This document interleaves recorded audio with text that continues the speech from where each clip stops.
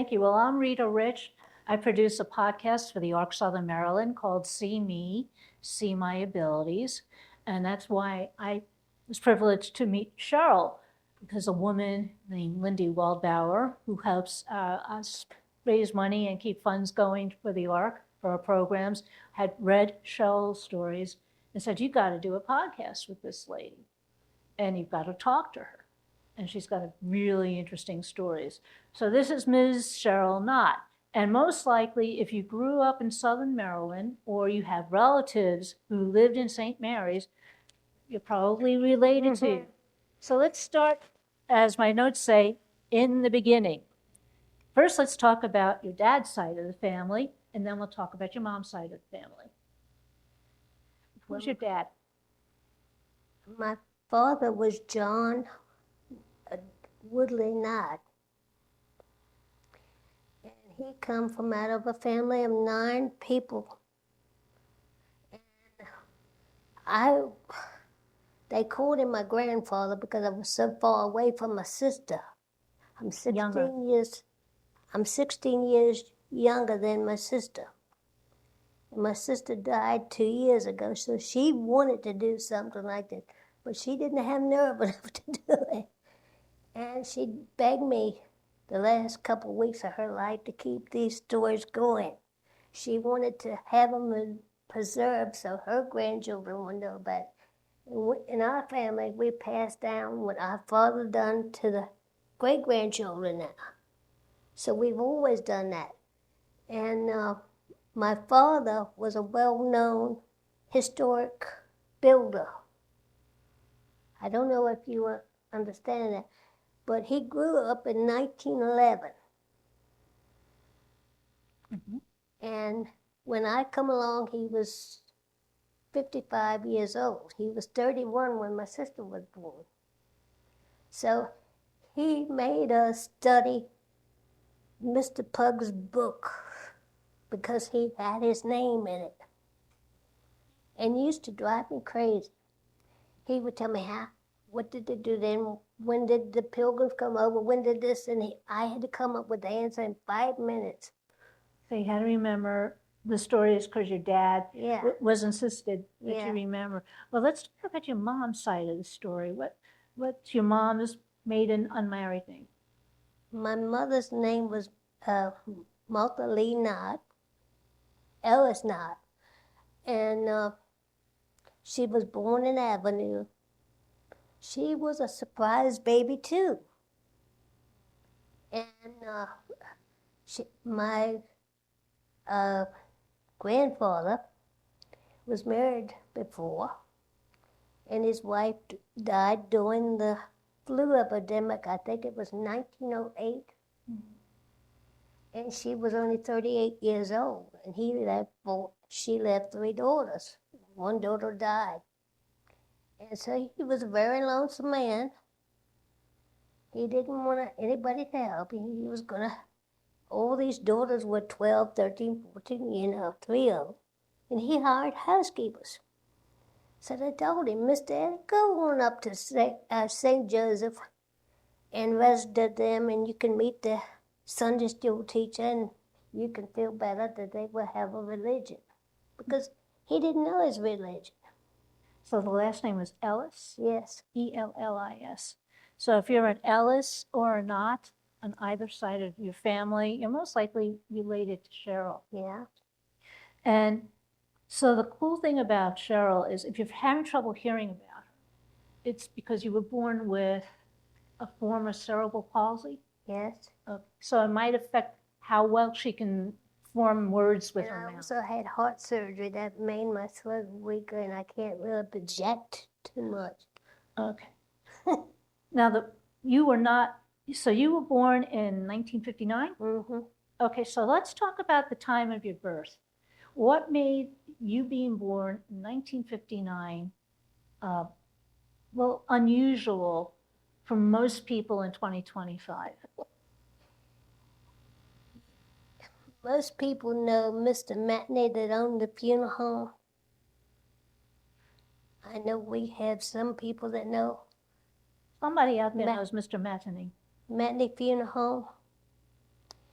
Well, he was first cousin to my mother's side. And they didn't have an ambulance service. And my mother threatened to have me so many times. She said, go back in. You know, she was so shocked she was going to have me. And she swore I listened to her, you know. And they wanted to give her medicine so I wouldn't be born. Or every time she stood up, I was on my way out. Wow. And so my sister said, I finally made my way out. And so when it happened to be that day, my father was working on Dr. Boyd's office, right? And you have two grumpy men, the painter and the carpenter, trying to do these things. And they just, can you imagine the carpenter hitting the painter? The painter and the plumber and the carpenter. Yeah, they all didn't get along, and they were on the doctor's roof. And so my mother went in labor, and I was the number 9th baby in the one labor room. I was at the tail end. Oh, wow. Number 9? Yeah. Everybody was pregnant while your mom was pregnant? Yeah. Everybody was having new children. So everybody was getting morning sickness at the same time? And so anyway, my mother had to stay in bed the whole time she was going to have me. And so they told my father it was getting close, it was getting close. He lost his balance on the roof and landed on the painter, carried the painter down to the level, all the way to the ground. And they were so busy fighting about the house being messed up with the paint going this way and the shingles going that way. The doctor stuck his head out the window. She said, Martha's in labor. Y'all better stop fighting. I got to take you to the emergency room and I got to take her to the labor room. So he broke his hip and she delivered me. That's what my godmother said. Oh, it was a mess. But they had it going that the painter come down and he had the paintbrush and went right down to the doctor's house. And my father was worried about, did it destroy the roof? And he said he had to break them apart. Don't worry about that. Ms. Knott's in labor. You do your thing. You do your thing. This was the doctor that delivered me. He said they wouldn't stop fighting long enough. While you were in the process of being born, yeah. the carpenter, your dad, and his workmates were fighting over that it messed up the colonial house because he did not want anybody to mess his roof up. That was a no-no. Well, it'd be a bad reflection on the Knott name. Yeah. The Knott roofer. And what I really enjoyed about him, he would do the history books. He would look at the style of the roofs and the building and everything. And if you made one little goof, And so it went on, and he did this the whole time I was little. I was barely walking when he did the old jail. He restored the old jail. Yeah. So he did historic restorations of a lot of buildings in St. Mary's County, including the building where she was born, where you were born, Cheryl. Yeah. But talk to me about, I know you're proud of your dad and all the work he's done because she witnessed a lot of it. Yeah. But you were born prematurely? Yes. All right, and there were complications. My mother had toxemia, and she took a drug at that time. They didn't know the after effect. Yeah. Thalidomide. Yeah. Yeah, I wrote it down. So we finally found the name of it. They told her this was a nausea drug. They told her it was a morning sickness drug. And every time she stood up, she'd pass out. And they kept on telling her, Miss Knott, you're probably not going to save this baby. You know, they didn't give her no hope at all. Because my brother that she lost was 8 pounds, and so was my sister. And she said, I had a condominium down there. She didn't find me. That's what she always teased me when she said, you still stayed in the condominium, you know. That was her joke to me when I got older. And so when she had all these complications, had to stay in bed, and she went down to 60 pounds. She was real tiny and tall. And my sister, when she found it, the first day she found out that my mother was going to have me, the nuns, do anybody know about the St. Mary's Academy? So your dad was an Episcopal, a member of the Episcopal Church. Your mom was a member of the Roman Catholic Church, and sent your siblings to Roman Catholic school and Roman Catholic Sunday school, catechism. She was at the academy. So your mom taught at the Catholic Academy? No, my grandmother taught at St. Joseph. Oh, okay. Morganza. Okay. So we had the teaching thing. Well, hold it. Let's see. It's Morganza's here. Yes. And we're down here. And somewhere is Chaptico. So not too far away. No, my grandmother even lived on the island. The one that sung St. Catherine's. Oh, I don't know where it was, but probably around here somewhere. It's embarrassing. I don't know where these former islands were. But, okay, that's beside the point. So you got born anyway, right? Mm-hmm. And your mom was really thin, and you were born and 2 babies had died in the nursery. Wow. So 2 babies died who were supposed to be born right alongside you. Yes. Okay. And so they had me here. And Mr. Matney was the only one that had a ambulance service. The undertaker now. Okay. Can you imagine the undertaker? So you went up in a hearse? Yeah. Did your mom go in the back of the hearse and you go in the front? No, she was too. They couldn't stabilize her. They thought she was going to die the night I was born. Okay. And so she couldn't be stabilized, So they couldn't transport her? They couldn't move her because she had blood clots. Okay. But they needed to get you to a hospital. And I was 3 pounds and 3 ounces. My dad had told me a sack of potatoes would have been cheaper. My mother was 35. How old was your father? He was 55. Okay, a few years older. Okay. So your mom married an older man. And she was very weak from the pregnancy. And when you were born, there were problems. Yeah. What were the problems? For me? For you, yeah. They told I had to stay in the incubator it was over 3 months I had to stay in the incubator because they could put me in one hand. My father could put me up with one hand. And my foot was no bigger than his thumb. He kept on, what happened to the foot? You grew up. And yeah. So anyway, they didn't give my mother any hope. Oh. And they told her, see, my mother had lost a baby 8 years before me. My brother died because a cord wrapped around his neck. Sorry. And she was so hurt over that one. And she thought with all the surgery and all to repair, she wasn't going to have any more. So here I come. And she was so tickled. She wanted to knit this and do that and do this, She wanted to make you clothes? Yeah. What did the doctors tell her? They told her not to get her hopes up. Because you were so tiny. And they probably from being 36 days to 39 days or something in the incubator, my brain wouldn't develop, my sight wouldn't develop. That's what the doctors thought would happen. Okay. So the doctors thought just because you were premature and you had to spend a lot of time in an incubator when you were first born, that you would never be able to communicate or have any signs of intelligence. Yes.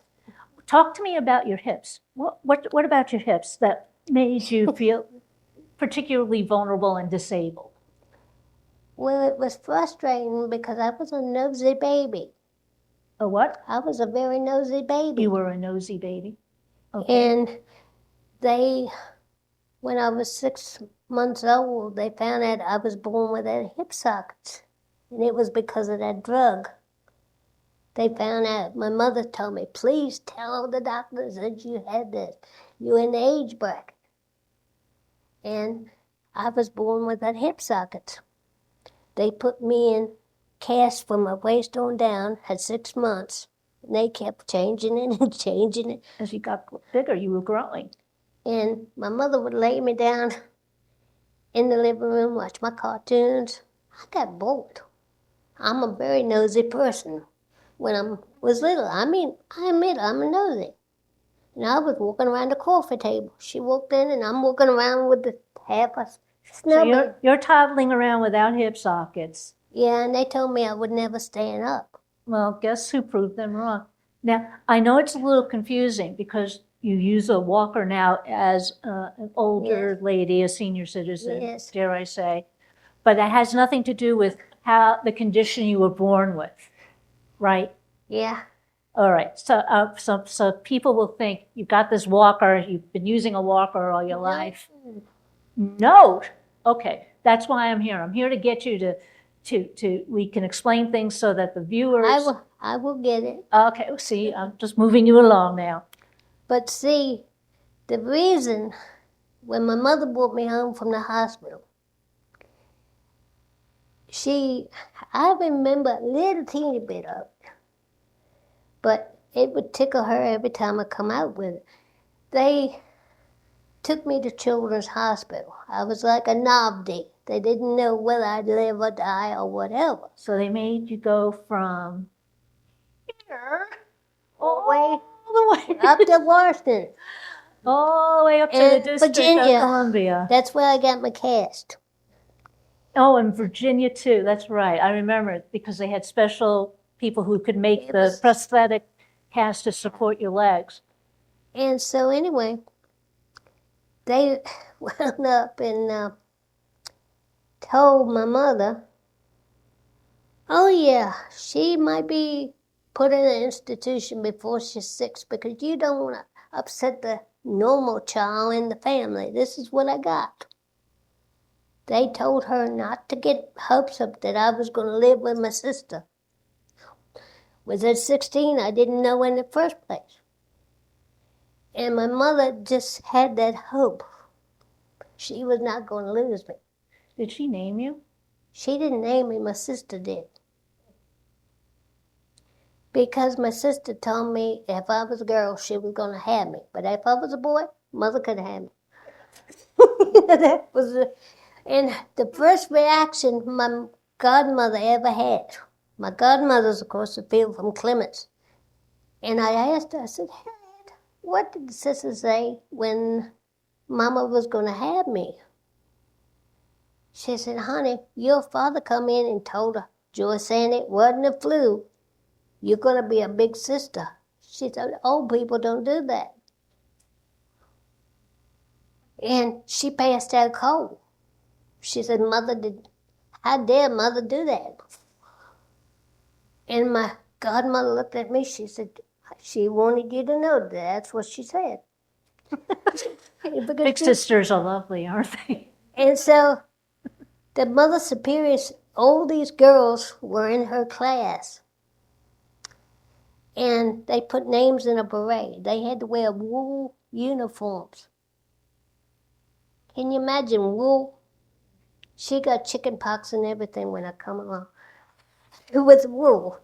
And so when the nun put all these, by 12 or 13 names in the hat, and everybody was having brothers and sisters. This one was having a brother, this one was having everybody was throwing up at the same time. Yeah, morning sickness. And they said old people didn't do that no more. Old at 35? Yeah. Oh. They call that old when you're 16. And she was trying to be sophisticated. She said, Mother wouldn't do that to me. And I mean, my godmother got to laughing about it. She said, she did it to me too. I'm babysitting too. And they shook the beret. And the Mother Superior picked my 2 names out. And she named me after a cotton picking boat. And I don't even like the war. And she gave me the Lynn in the middle for her best friend. But everybody had a new brother or sister. That was what the funny part was. And she told me I was the only one that had a big sister. And so when it went on, and I had to have cast braces. Mm-hmm. And I'll tell you one thing, that my mother was very soft-hearted. She held up.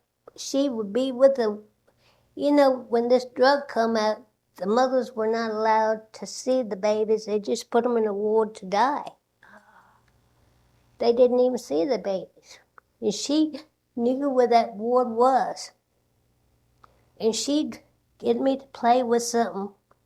And she'd sneak over there, give them some coffee, what have you, and be Mama Duck, And she knew the feeling, losing a child.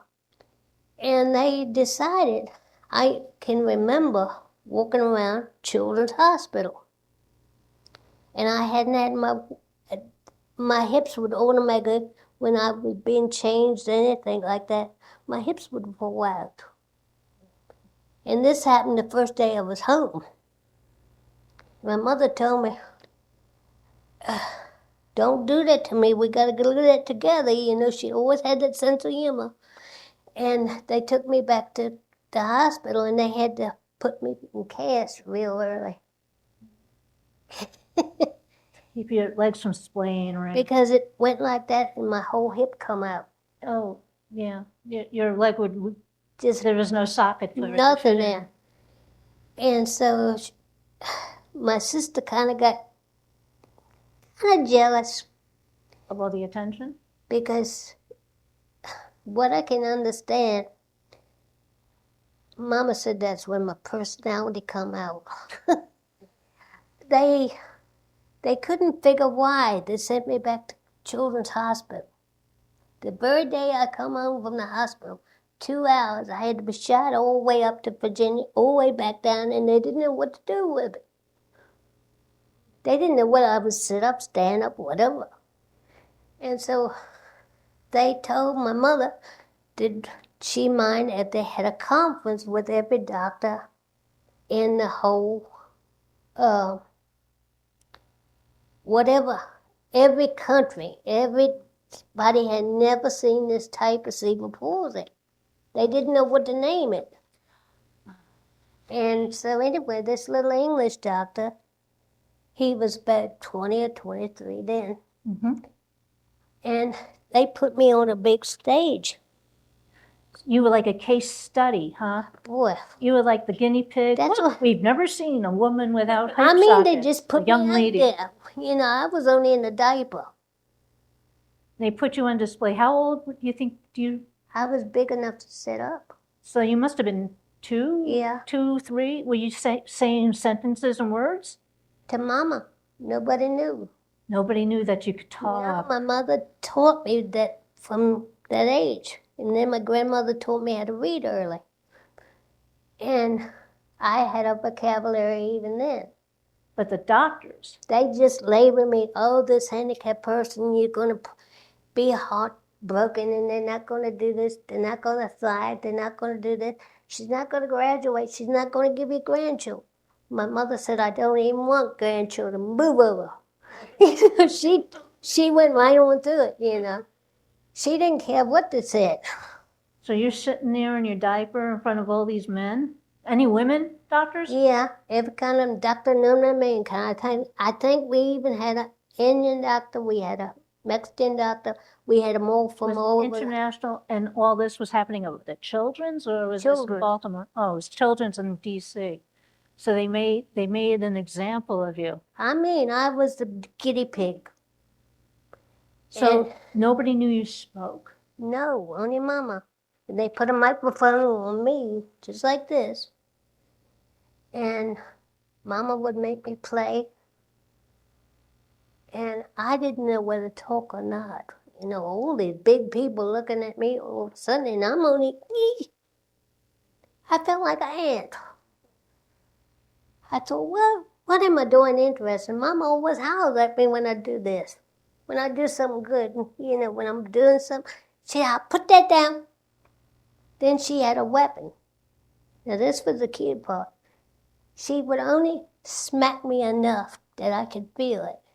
I didn't even have to be touched by the thing. I would cry. Oh. I knew that was wrong.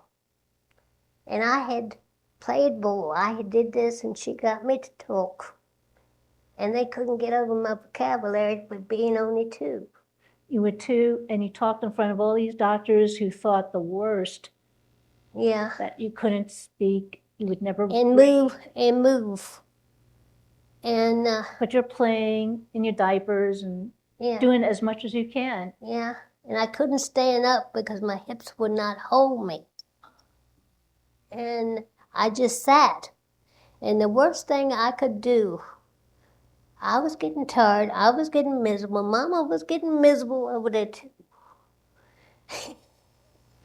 And I told them on the microphone, just like this, I told them, Mama, please go home and get the firefighter and make them go home. That was the worst thing in my life. And she got to giggling, and everything got to giggling, and they said, that's when my personality come out.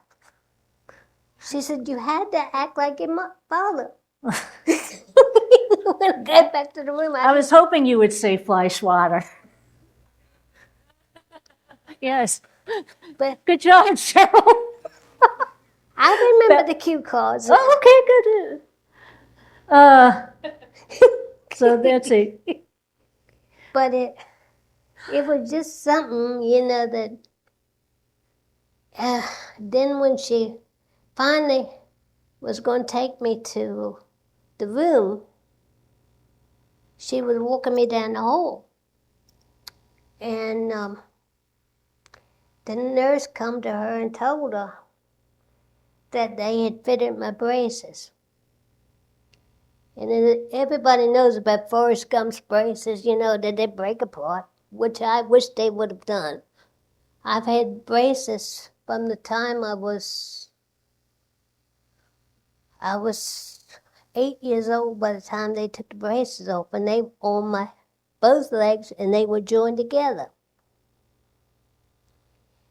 And my mother used to tell me, go now, forever hold your peace, because it took 4 hours to get me in the brace, 4 hours to get me out. And I had to be potty trained so many times because of that. And I had 6 buckles.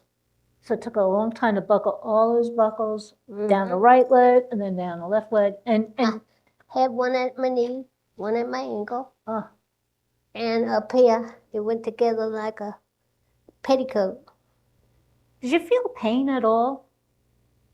No. I didn't have pain in my hip at all. And you know how much those weighed? They were 50 pounds on each side. 50 pounds. Because I asked the doctor one day, I said, you're going to think I'm old and moldy, but how much weight did that put on? He said, honey, grown men can't stand those braces because they were all metal. You had a metal, I know Kevin knows what I'm talking about, the metal braces are way up. And, you know, you kind of had a waddle. You had to get this sexy step, as my aunt calls it. She said I had a sexy step. You were dragging around 100 pounds of weight combined. At 5. At the age of 5. And the worst part I ever had was I wanted to do things like other children. My mother never used the word handicap. Never. She never said, you can't do this because you can't do this. She said, try it. If you make a bump, I'll fix it. You know, that's what she told me. And if I can't deal with it, I'll laugh at it. I've always done that. And one Christmas, I will never forget as long as I live, how many people remember the old dime store in Leonardtown? Do you remember, Kevin?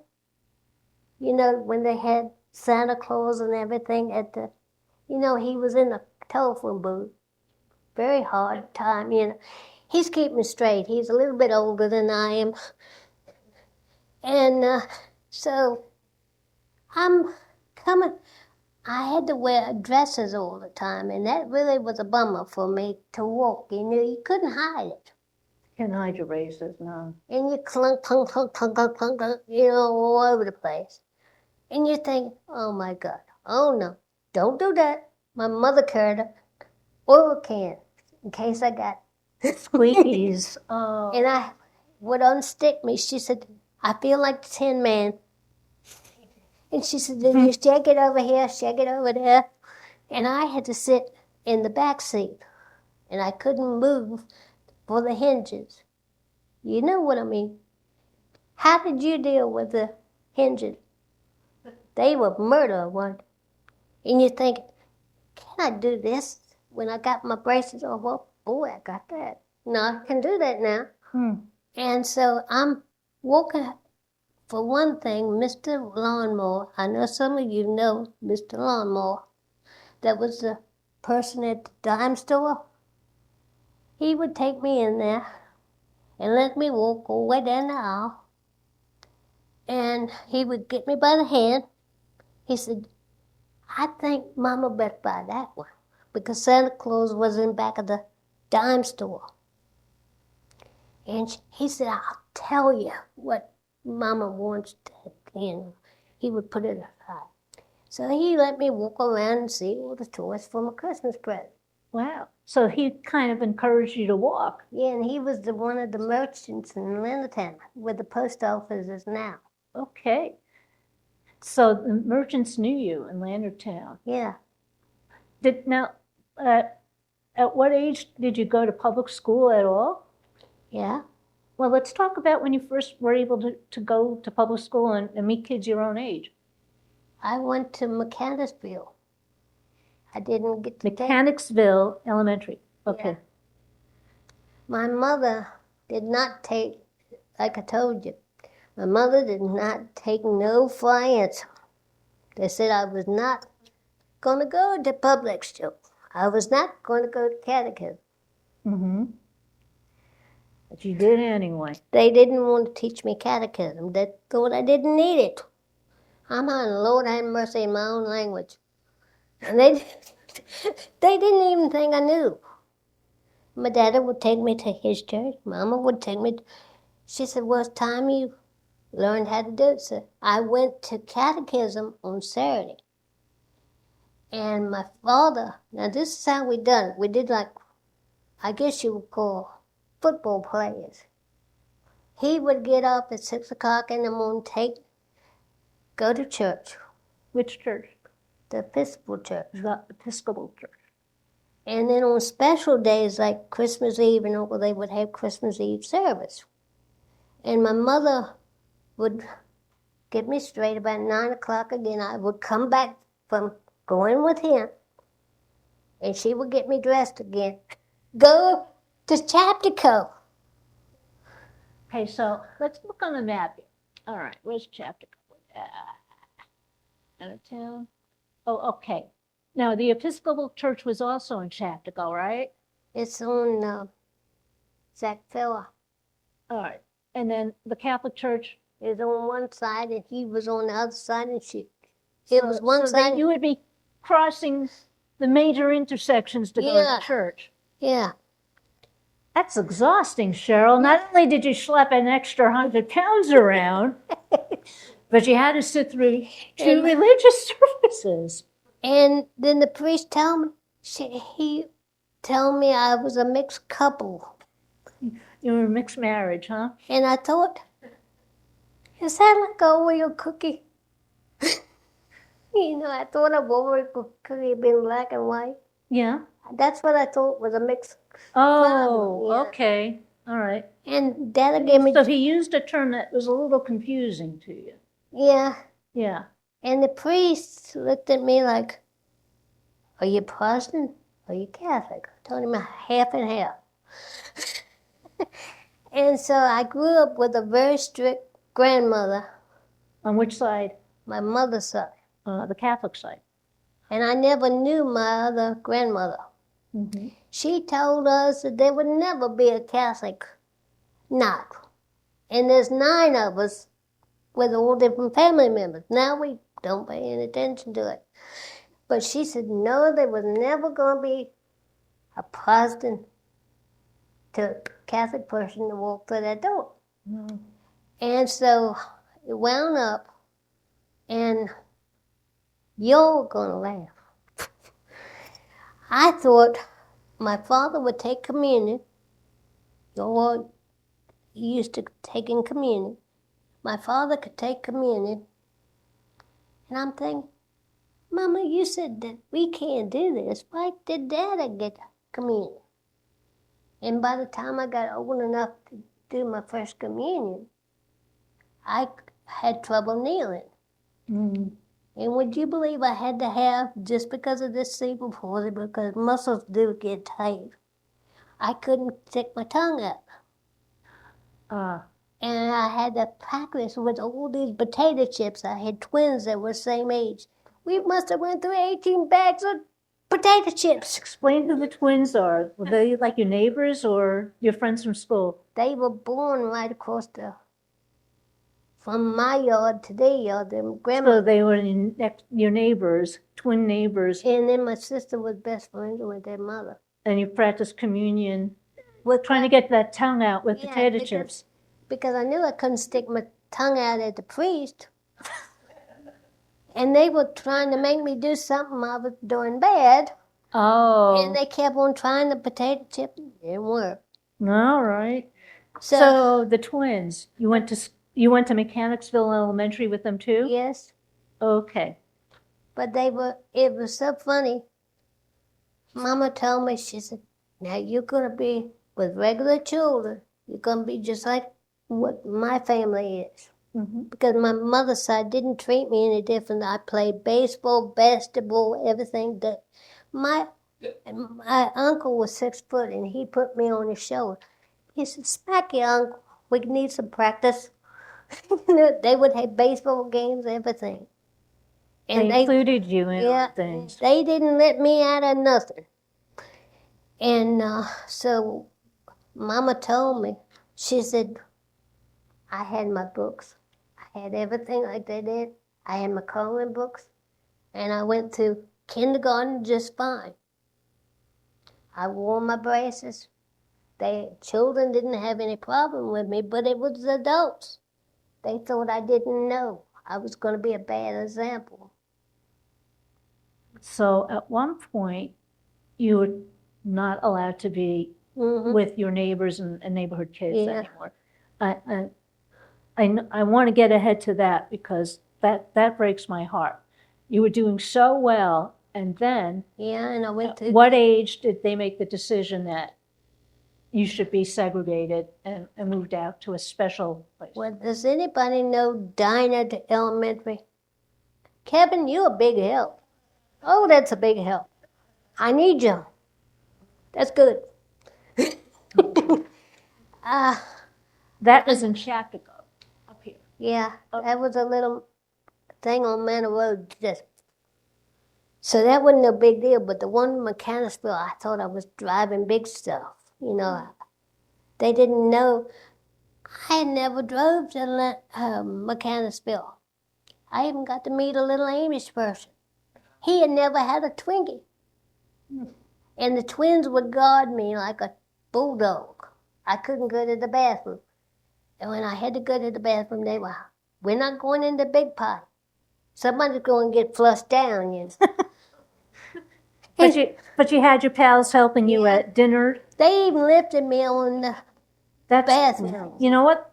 That's so cool that they had no problem doing it. Where some adults probably have a hell of a time handling kids that... Because here was all this, when I went to, they started me at Mother Catherine for catechism.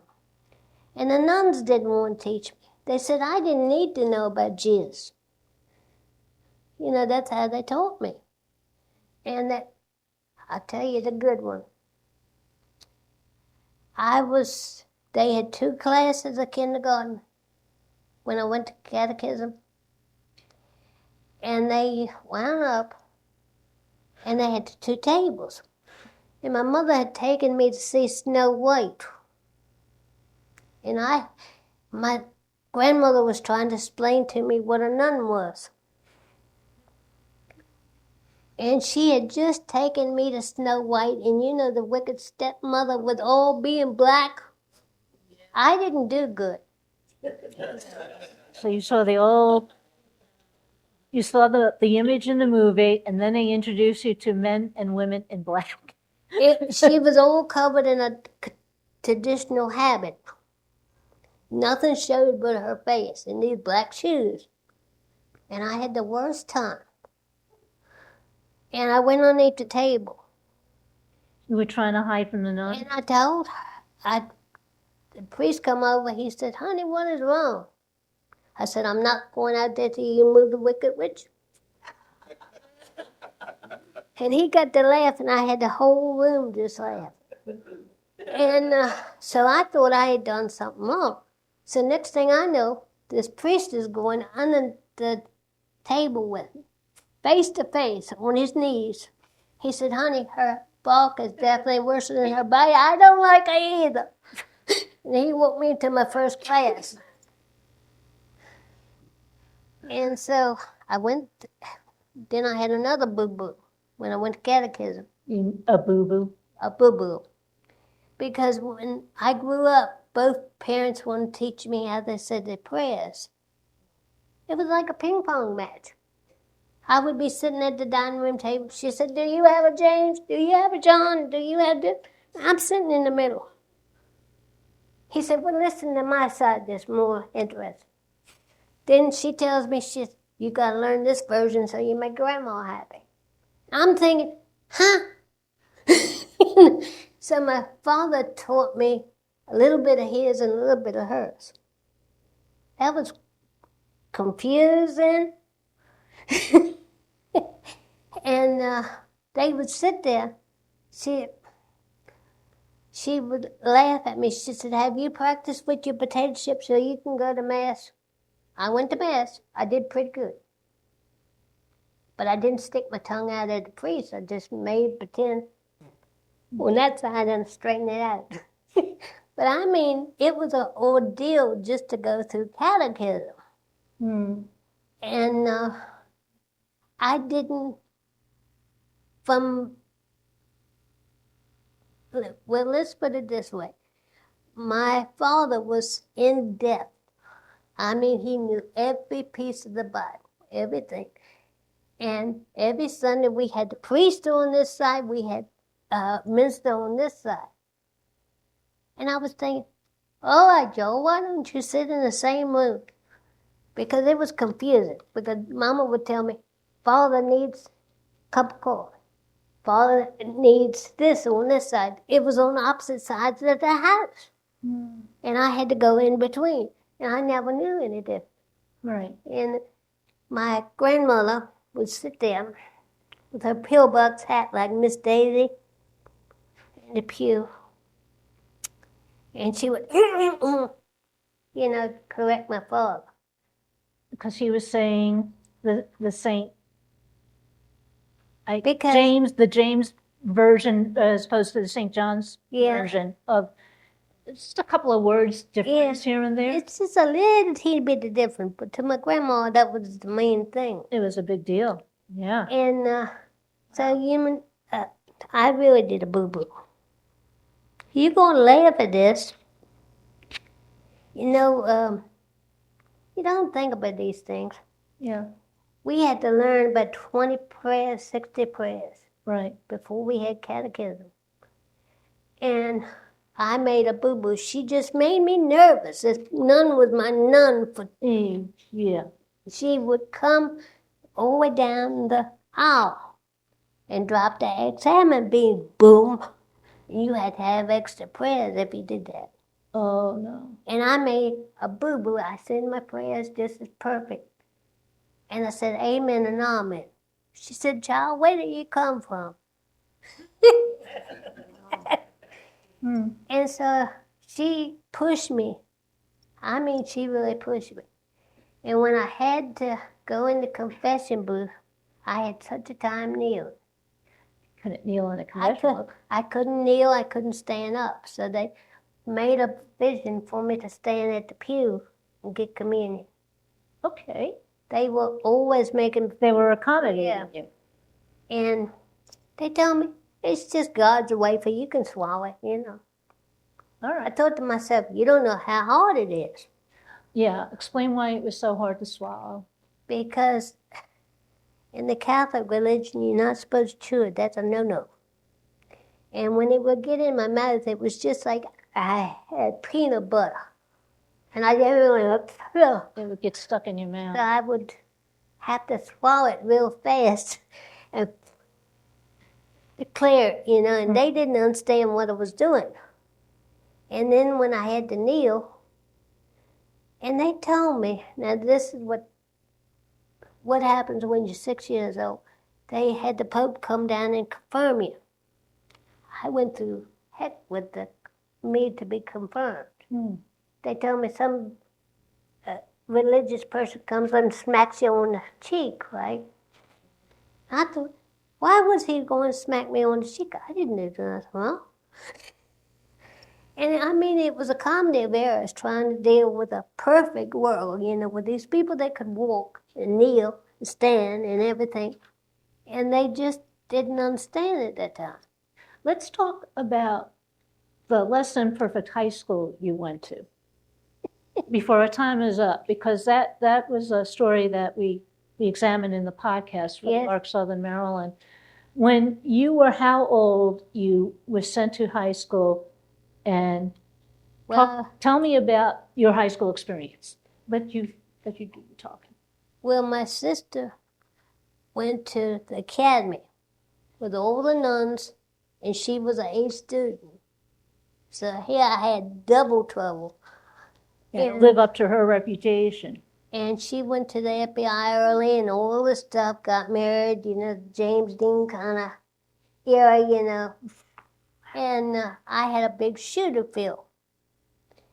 And so when I was in the elementary school, I did the first grade, second grade, but then third grade, fourth grade, they put me in special ed because I had the walking problem. Man, I went to work at Dinah when I was a teacher. I still hate that room, the sixth graders, because they run over top of you when they go to the bathroom. But I was in the first grade, and you had to make a path through it. I used to think, please don't, because it would confuse me. I didn't have a balance to walk with the walker. And I thought, oh God, am I going to die at 6? You know, because they kept, and most of them were my cousins. So I told her, can you slow it down a little bit? I need help. Okay. Because everybody in the family went to the school. Right. Every one of my cousins. And I got called in because they look like my cousins look like my brother. And they weren't happy about it either. And so this teacher, the principal, was mad at me because I didn't come. I couldn't see the board. I couldn't write at that time. They didn't want to teach me. I wrote backwards. You were dyslexic? Mm-hmm. And I could not see the board because she had me so close, but yet I couldn't see the board because of my eye problem. So you were farsighted. Yeah. I needed to be at least back long as the room to see it. So nobody was listening to you? No. So I happened to be under one of my mother's friends, and she married my mother's cousin. They all blends in there. And come to find out, they found out that I was needing glasses. She had a sign on my desk, put on glasses, I'm bringing it closer. So I stayed in the special ed class till I was 12. Okay. And she called me in the office, and she said, you can't go to high school because you can't walk the steps of Chapticon. And I was denied going to high school. And I did not go to high school. So she put F on everything on the report card because she said I wouldn't achieve. I wouldn't go past a 3-year-old, And I was tickled to be with the regular children. And so she sent that letter. My mother's getting still clothes for me just like any other teenager. And they said, well, we're going down to Felix Johnson. And I had never heard the word. I know Kevin had, right? Explain what that is. We went, they had a day program. It was just like Center for Life. Mm-hmm. And it was like a daycare for handicapped children, even before the Center for Life was popular. It was just a health department thing. Okay. And my little nephews were over there, so I knew where it was at. But this building was really worn down. I mean, it was an old-time high school. And we had to go across any kind of weather across the ditch to go to eat lunch because they didn't have a cafeteria. And can you imagine getting a wheelchair over a ditch no bigger than this, and you thought you were going to fall in that ditch every day? Were you using a wheelchair or were you hobbling? I was still doing it by myself. So you were walking as best you could? Yeah, and I would pray, okay, Lord, please give me some balance. Balance. How did you get over the ditch? I just walked very carefully and prayed an awful lot, whichever one I was going to go to. So even a wheelchair user would be like stuck in a rut because the wheels were because the ditch was that deep. Oh, wow. And that's what would scare you to death. So you had to step over the thing to get to where you could have your lunch. It was a cement thing like a sidewalk. Uh-huh. And it was that deep. Yeah. And so we had to endure some of that stuff. And when my mother found out that it was a handicapped school, it really upset her. And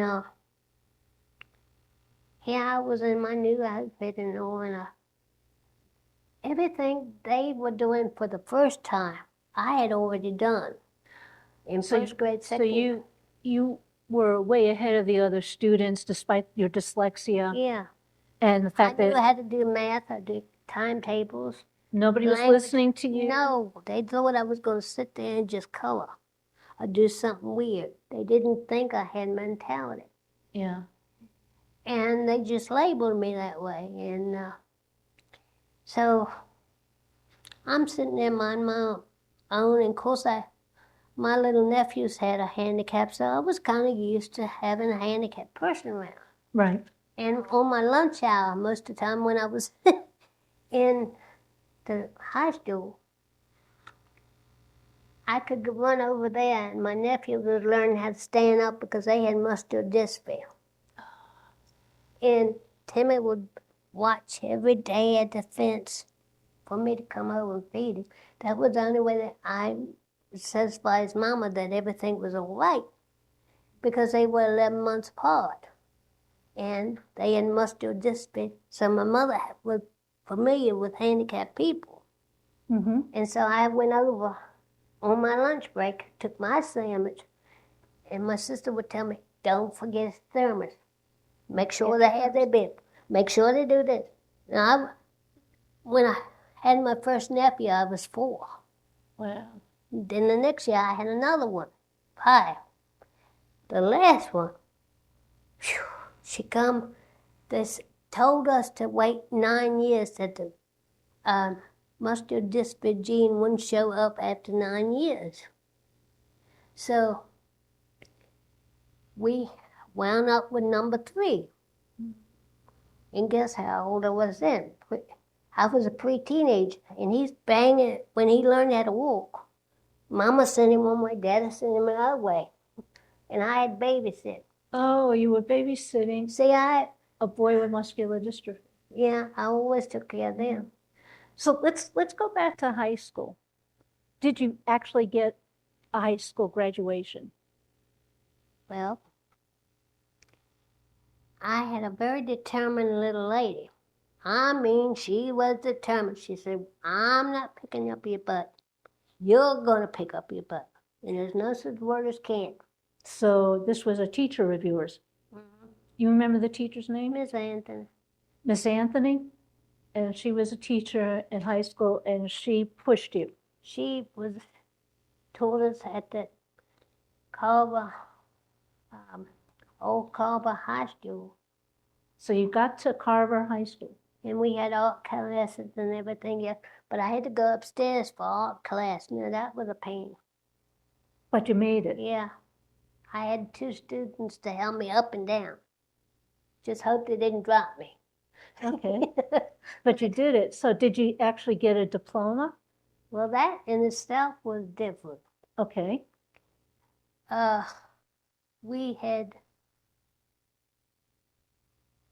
They moved us to Green Hollow. First, we went to Carver. Then we went to the Flat Tops because there was no handicap school. Mm-hmm. There was no. So they moved you from school to accommodate you. Yeah. This is base housing. Oh, okay. So it was close to Pax River and the base there. But you were so close to becoming an actual teacher's aide. And we're running out of time, but I I can do it fast, I guess. I want you to get to the point where you can talk about why you couldn't become a teacher. What happened? Because I did a GED. Does everybody know what a GED is? General equivalency diploma. This lady, I had never seen high school things, chemistry, biology, this thing, that thing. And my doctor that delivered me had 2 interns. So I went with them and they helped me study the biology. My dad would help me with the math. My mother would help me with the language. And by the end, I graduated when we went, it was 77 when I graduated. And this lady, Miss Andy, come in, she bought me this thing like a telephone book. Old telephone book. I thought, what are you giving me now? Because she was the one that actually taught me how to write. Nobody had ever taught me how to write. They said I didn't need it. Okay. They said I didn't sign checks. I didn't sign anything. Mama would be there. And first thing, when we moved over to Green Hollow, she said, honey, we're not going to have Mama. We're not going to have Daddy. She showed us what a check was. She took us out to eat. We paid for our own tab for the first time. I know you. Called life skills nowadays. These life skills, learning how to write and do subtraction and addition for the checkbook. Yeah. And making change and giving That's change. what she did for my own checkbook. She made us a copy. And that happened with this great teacher in high school. But we're running out of time. I want to talk about the fact that you did get a GED and you were going to go to college because you wanted to be. Because I had, my grandmother was a teacher and we had teachers all over the place. My cousin in Virginia is a historic professor. Mm-hmm. He does the Civil War. I do the other half. And so they were talking. They said, maybe I started with a teacher with the handicap group, with all the babies, with the braces up to here, and the cast and the braces. And when they're little, Kevin, you can help me explain a little bit. When you're little, and you have braces up to your knee, you can't move. They don't treat you like a regular person. And all the other kids on the playground would sit there and stare at them, and I had been there. So you were teacher's aide? She taught me. I did 8 years in home ec. So you were helping handicapped kids learn home economics. And they were doing the first computers. And when I saw somebody struggling, I couldn't read or do something, I watched her how she handled everything. Because my little boys, my nephews, they didn't walk or talk very often. Mm-hmm. And I was just so enthused, these little ones. And I passed my GED. I went over 300 points. Wow. And they told me I didn't have any mentality to do this stuff. That's what I got all the time. So I was going to give them the experience I had. Every time I run into another child that has a handicap or special needs, I will help. I'm never denied anybody. Unless they really get on my nerves some of them. But I had started watching her, and I graduated when I was 18. Mm-hmm. And my father gave me a class ring, and that was the biggest thing I ever had in my life. I had a class ring just like my sister. He said, you worked just as hard as she did, so he had one made. And anything my sister done, he copied. It was very sweet of him. And so I tried. I did everything I did. And my first job, I only got $25. That was my only wage, Kevin, $25 for one time, because they didn't pay you. You were supposed to learn. And he knows what I mean. Mm-hmm. And so when I did graduate, they didn't bring in the diplomas. We had to graduate with a rolled up piece of paper.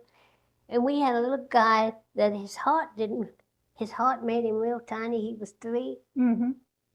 He had chairs. He was just about big as a 3-year-old, walking over the chairs to give everybody. He was the mayor of Green Olive. We had Mr. Carter when Mr. Carter was in office. Oh. And he was 1970s, yeah. He was 16 years old, and he was no bigger than this. Small And- person. And he walked to everybody and gave the diploma, and he loved me dearly because I put him in my lap. He went, how, baby Knott, what are we doing today? We got some dummy hitting us. And he'd go over, smack everybody, run in my lap. Don't touch baby Knott. And I'm thinking, will you please quit this? But anyway, he wound up and walked down to my side. And I had a very sophisticated line, everybody was watching me graduate. And he turns around and kisses me. Well. He told me, baby Knott, we made it. Well, that's great. But yeah. And I started, my first job was at Leonardtown. And I took care of 35. 35 children? 35 little ones. So you were a teacher's aide in a school with 35 little kids. Yes. But you were going to become a regular teacher. Yeah. What happened? Well, I had a bad situation. I had developed a lot of anxiety because everybody was always staring at me. Everybody was looking at me. Everybody was making opinions, Mm-hmm. And it drove me like in a depression. Okay. And I had to take medicine.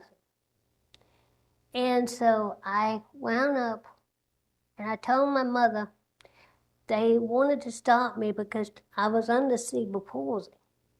Kevin knows that. And they wanted me, I was going to learn how to drive. I got my learners, but I never drove, only on the courses. But I did get my learners in the handicap control on my mother's car. She put me out in the bean field, so I couldn't hit nothing. Yeah. And she taught me how to drive. And so I'm going along.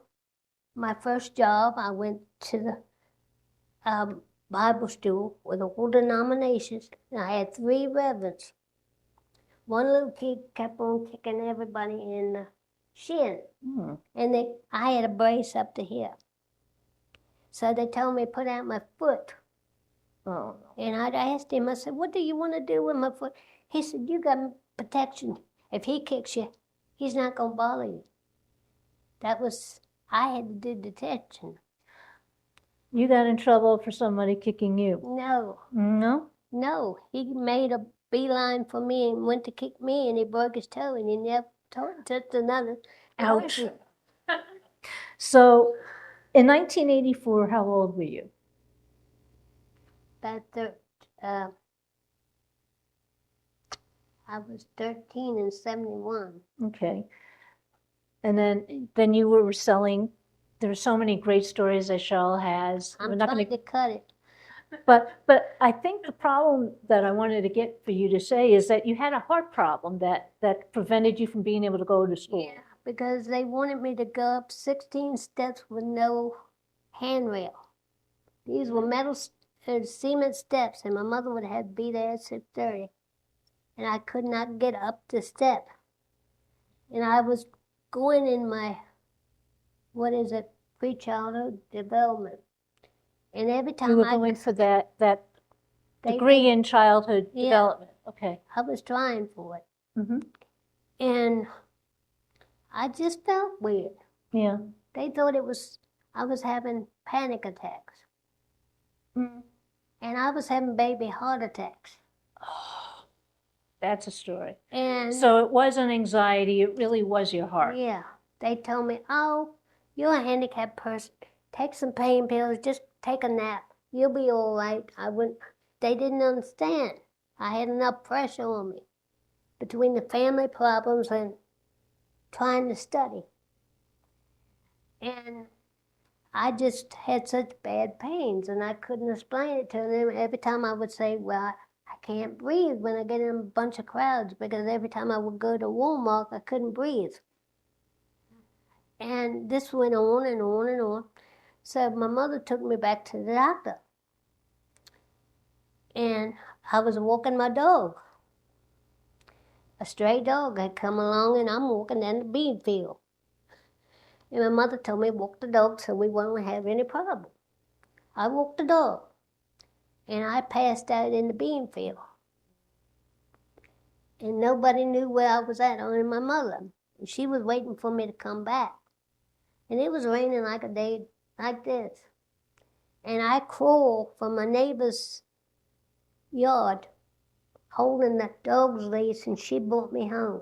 Wow. And I couldn't even holler at the door. I couldn't even move. I didn't know what had happened. So you had a heart attack. No, it was a valve busted. So you nearly died in a bean field because of your heart, and that's why you couldn't go back for your early child development. Yeah, because I was in the hospital for 6 months. Yeah. That's a shame. And I had major heart surgery. Yeah. I don't mean a little one now. I look like Frankenstein when I woke up. There are so many good stories, and I don't know how much longer that we should go on, because Cheryl has great stories.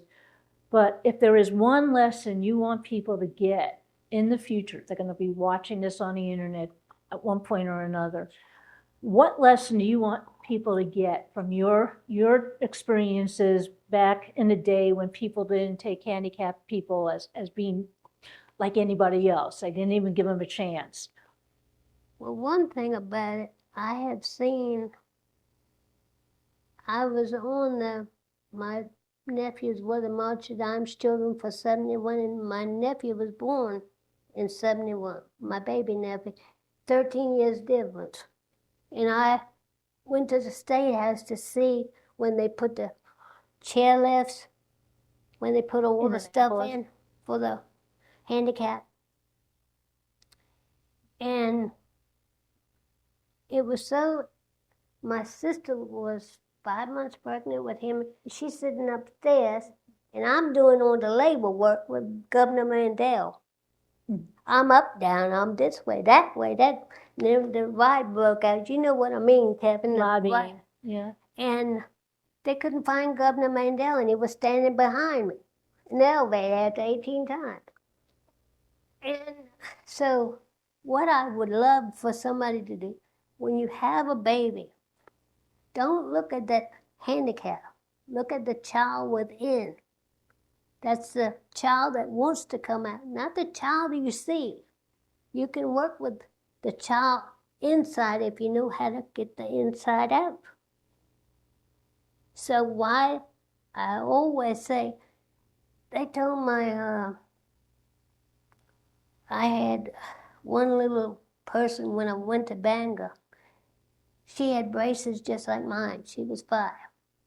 And they said, what you paying attention for her? She can't walk, she can't do this. And she was 5 and had the same braces. And the teachers were so cruel. They said, you don't need to take your braces off. And I know Kevin knows what I mean. When you get a muscle cramp and you can't move when you're in the braces, that's what she was going through. And I would sit. I told him, hold it a minute. I know what this is like. Can I get a mat? And they gave me a mat. And I knew from my nephews to rub behind the knees. And I took her braces off because she was going around 5 years old with 100 pounds of braces, just like I was. And she was toddling along, and I told her, hold it, you don't have to. They put her to sleep and everything in the classroom. So I told her, we're getting rid of these things. I'm getting rid of your legs. You're going to use the one God gave you. And I sat there and rubbed her legs down, and she went to sleep. I got reprimanded for that. For helping her. But your point for future parents. Yeah, don't look at that. Like Kevin has a wheelchair. That's the outer appearance. Don't look at that. You agree, Kevin, that it's in the inside, not the outside. And when you have a handicap and you go with these kids, oh yeah, were you in a car accident? What happened? You know, you had to go through this great. You have to tell your story all over again, right? And I got the ones so many times. You sure you can't play ball? You sure you can't do that? I said, I do what I want to do, not what you want me to do. And I had 8 boys I played with, so I know how to be rough. But when my nephews were born, they were beautiful babies. Beautiful, like doll babies. I thought they were doll babies. They're 11 months apart. And around about 2, 3 years old, they didn't turn over. And they didn't say words. They never talked. And I didn't know my other nephew could not hear. He was born deaf. And nobody knew it. And we had to go through braces and everything, and I went right in the therapy room right along with them. Mm-hmm. And I was up to Candy Cruiser with them when they rode the first bicycle. Kennedy Krieger? Yeah. Up in Baltimore. Okay. The Special Institute. And they were experimenting. They come out with some dudes. Well, we're going to have to wrap up pretty soon because people want to go home and the library's got to close soon. But I like the fact that looking at people from the inside, not just the outer appearances, not just seeing the disability, but the ability of a person. Because I have run across so many times, like Kevin has the wheelchair. I had the walker. Some children will have braces, some people have casts, some people have different braces. Right. Why in the world? What would your inner child be, Kevin? You would be the happy-go-lucky kid doing this stuff. There's a part into you that you want to be happy. You don't want them to look at the bad part. Right. Okay. Even when you get an apple, I'll do this scenario. Even when you get an apple with a rotten piece, don't you take the rotten piece out and take the good part in, but you got to go inside the apple. That's a good point. That's how my father would say, there's always something in the inside better than the outside.